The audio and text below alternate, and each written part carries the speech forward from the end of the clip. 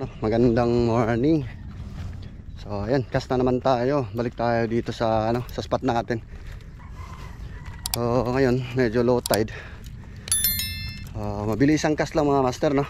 Pero may lakad kasi ako alas 9. Ayun, medyo may mga isda na. Ayan, let's go.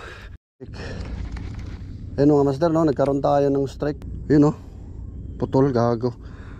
So ayan, try natin mag-cast na rekta. Mga master, no? Kung nakikita nyo yung bato doon sa gitna, doon tayo. Pero parang may mga isda dito. Try muna natin mag-cast bago tayo bababa.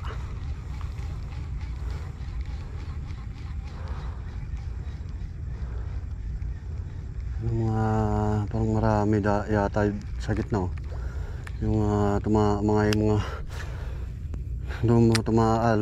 eh. Hindi tumatakbo kasi wala naman yung ayun ang cute mga master, oh. Nako, ayun, grabe ang cute. Ay grabe, sabi ko na nga ba mga liliit yung mga nanghihingain ngayon, eh. Halata naman sa kagatan.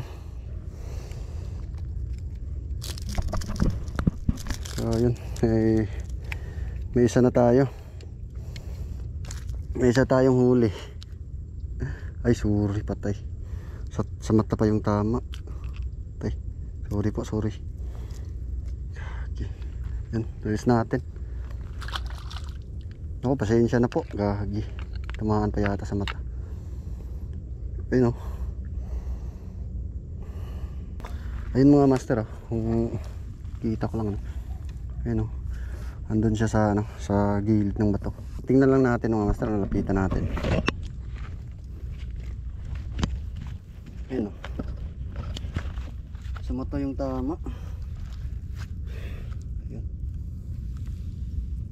Eko, yak. Ayun, tumakbo na. Kapisyan yung isang angler mga master. Tingnan natin.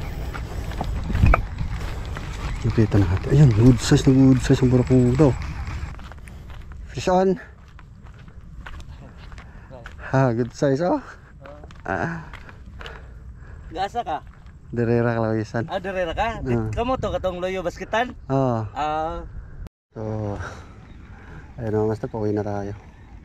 Yung angler kanina mga master, nauna pa tayong dumating, pero yung nakahuli siya ng dalawang good size na flathead saka isang good size na barakuda.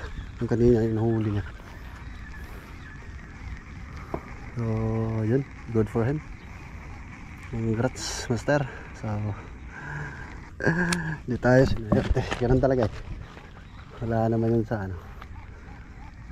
kung sino man yung nauna, pasortihan na lang sino yung susortihin. Ganun lang naman talaga. So ayan, di tayo sinayarte ngayon, pero bawi tayo bukas mga master. So uwi na muna tayo ngayon.